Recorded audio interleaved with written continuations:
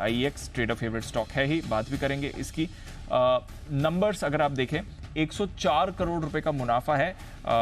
हमने अनुमान यहाँ पर हमने यहाँ पर अनुमान 74 करोड़ का लगाया था। ओके, एक बार ये आंकड़ा जरा कंफर्म करते हैं। इंडियन एनर्जी एक्सचेंज की अगर आप बात करें, मुनाफा 74 करोड़ का है, माफ कीजिएगा मेरी गलती थी, मैंने गलत फिगर पढ़ लिया। मुनाफा 75 करोड़ का आ रहा है, ऑलमोस्ट 74 करोड़ का आ रहा है, हमारा अनुमान 75 करोड़ का था। तो चलिए एग्जैक्टली अनुमान मुताबिक आपको मुनाफा आते हुए दिख रहा है, कोई परेशानी वहां पर नहीं है। आय 104 करोड़ की आ रही है, हमने अनुमान 106 करोड़ का लगाया था। अगेन बिल्कुल अनुमान मुताबिक ही आपको आय आती हुई दिख रही है, करीब 7% आय में आपको ग्रोथ आती हुई दिखी है। ऑपरेशनल नंबर्स कैसे रहे ये भी देखना इंपॉर्टेंट रहेगा। हम एबिटा में 11% की ग्रोथ एक्सपेक्ट कर रहे हैं, हाई मार्जिन कारोबार है, ऑब्वियसली इनका 84% के हम मार्जिन की भी एक्सपेक्टेशन लगा रहे हैं। बट आय और मुनाफा बिल्कुल आपको अनुमान मुताबिक ही आते हुए दिख रहा है जहां तक इंडियन एनर्जी एक्सचेंज का सवाल है। स्टॉक फिलहाल 1% वैसे नीचे है। कुणाल जी जरा चार्ट भी देखें, आज सुबह से ही कुछ ज्यादा खास नहीं कर रहा है, काफी समय से वैसे कुछ ज्यादा खास किया नहीं है स्टॉक ने। चार्ट क्या कहते हैं फिलहाल इस समय? जी देखिए, जैसे आपने कहा दीपांशु, बिल्कुल मैं सहमत हूं। बहुत बड़ा सीरियल अंडर परफॉर्मर है और आप देखिए 2021 से अगर आप इसको देखते हैं तो 2021 के स्तरों पर वापस निफ्टी आ गई है और उससे ऊपर चली गई है, लेकिन ये स्टॉक वहां से आधा हाफ होकर के ट्रेड कर रहा है। तो बड़ा कमजोर स्टॉक है, लगातार अंडर परफॉर्मिंग स्टॉक रहा है। अब इन स्तरों पर कोई नई बिकवाली की मेरी राय नहीं है, लेकिन फिलहाल कोई खरीदारी की भी राय नहीं है। तो मेरी राय में वेट एंड वॉच करें।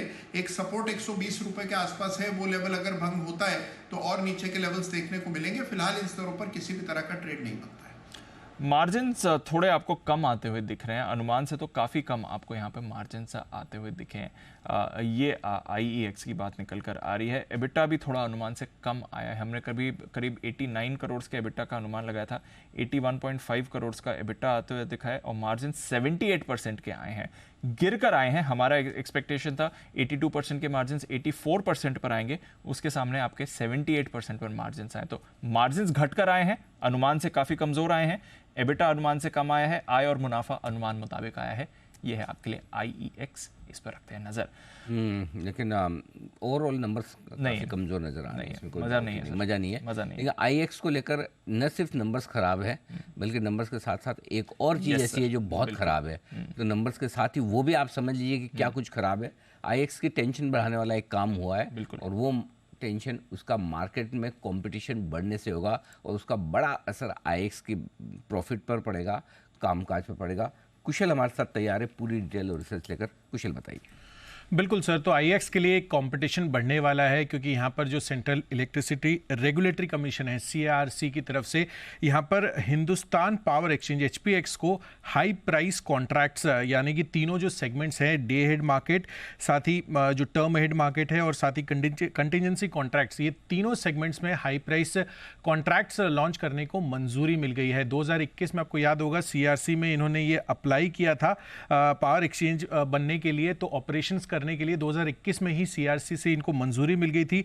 अब ये जो हाई प्राइस सेगमेंट में इनको तीनों के तीनों कॉन्ट्रैक्ट्स इंट्रोड्यूस करने की मंजूरी मिली है CERC से, ये जाहिर सी बात है कि IEX की प्रॉफिटेबिलिटी पर बड़ा दबाव होगा। अब कितना दबाव होगा ये मैं आपको बताता हूं। यहां पर इनकी कुल जो प्रॉफिटेबिलिटी है उसमें 31% हिस्सा इनके हाई प्राइस सेगमेंट से आता है। तो जाहिर सी बात है कि इसका जो इंपैक्ट है ये आपको इस वजह से जो बॉटम लाइन है उस पर साफ तौर पर देखने को मिलेगा। साथ ही one of the highest margin यहां पर इस सेगमेंट से भी आपको आती हुई नजर आती है।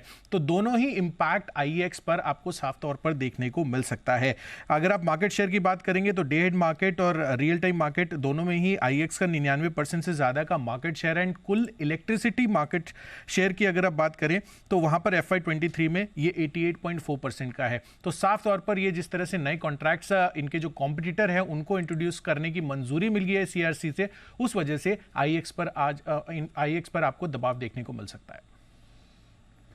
तो कंपटीशन भी बढ़ रहा है, नंबर्स भी अच्छे नहीं आ रहे हैं, स्टॉक पर भी इंपैक्ट आपको आते हुए दिख रहा है। ये है आपके लिए IEX। एक नंबर से दूसरा नंबर मामला सीरियस है। क्योंकि क्या है कि अब किसी भी लिहाज से इस स्टॉक में रिकवरी आने के थोड़े संकेत होते हैं, कुछ न कुछ खराब खबरें आ जाती है, कुछ न कुछ खराब खबरें आ जाती है। पिछले 3-4 क्वार्टर से ये कहानी चल रही है। आई थिंक पोर्टफोलियो में रखने लायक रहा नहीं स्टॉक ये, जो एक वन टाइम अच्छा स्टॉक था पोर्टफोलियो के लिए, अब नहीं रहा। तो मतलब सावधान रहना चाहिए। और नंबर भी ऐसे रिजल्ट्स में ऐसा कुछ नहीं है कि जिसकी वजह से आपको जरा भी ये लगे कि मतलब कुछ अच्छा होना चाहिए। तो मतलब मामला ढीला ही है।